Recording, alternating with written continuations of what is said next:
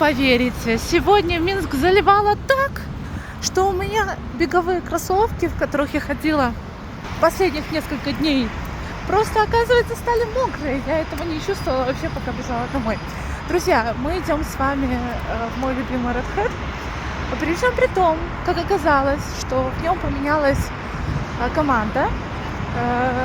При всем при этом это все равно осталось моим местом силы. Поэтому, чтобы немножко восполнить себя посередине недели, и ребята как раз очень, кстати, сделали девичью среду, я иду туда уже, да, наученная горьким опытом в резиновых.